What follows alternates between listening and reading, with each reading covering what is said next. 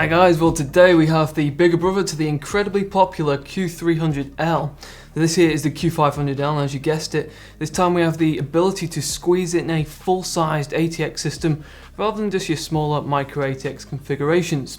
Essentially what we have here is very similar features to the Q300L, and the focus fixing firmly on keeping things nice, tight and compact.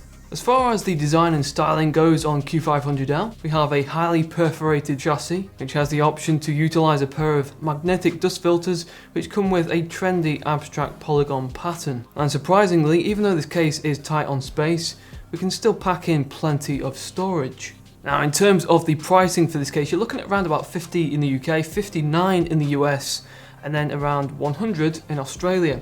So this is a very affordable case. And if you don't really care about glass, RGB, any of those features which kind of bump up the cost, this one could be ideal for you if you're building a new PC and you're on a tight budget. But the real question is, does that low cost, that low price tag, mean there are any cutbacks? Well, let's find out.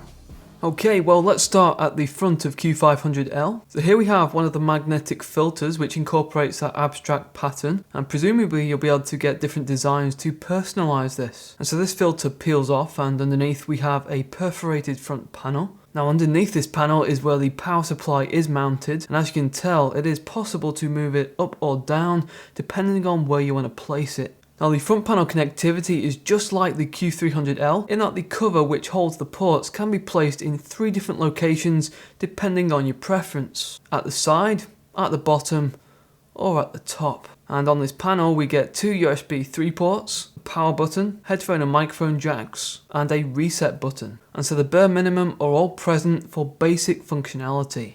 Up at the top of Q500L we have another magnetic dust filter, and again this peels off to reveal another perforated panel. In its out-of-the-box configuration, this case does not come with any cooling fans at the top, but it can house 2 120 or 140mm fans, and it's also possible to install a 240mm rad.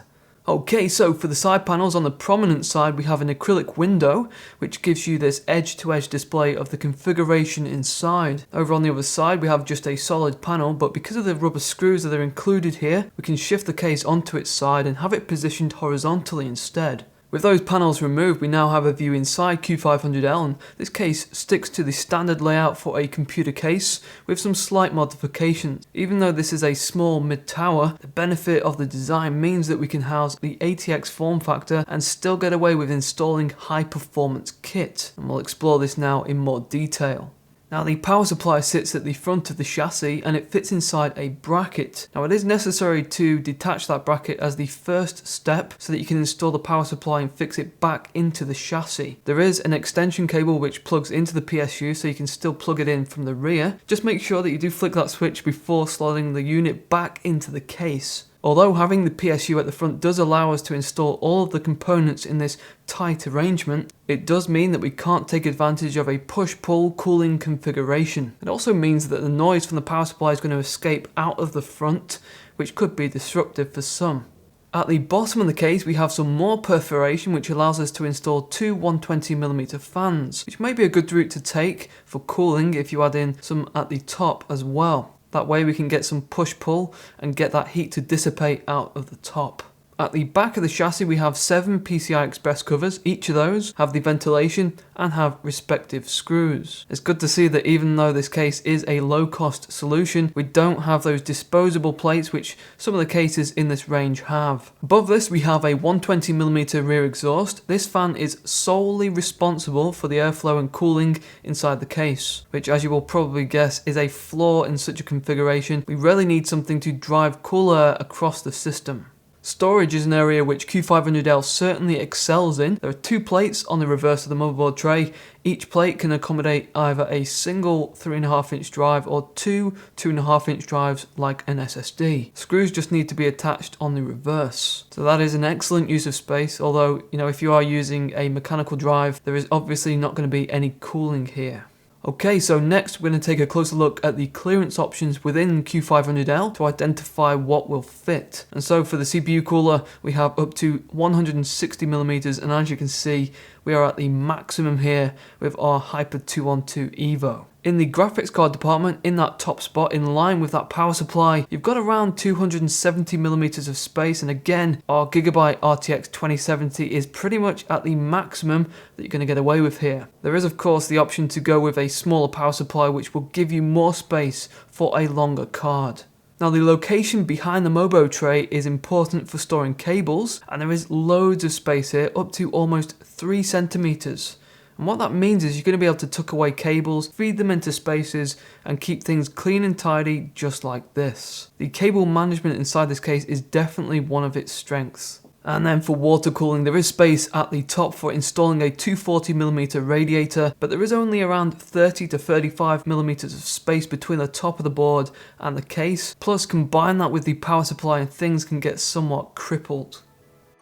So that is the lowdown on Cooler Master's Q500L, and like its smaller sibling before it, the Q300L, we have a chassis which is designed to squeeze as much as possible out of those minimum specifications for the form factor.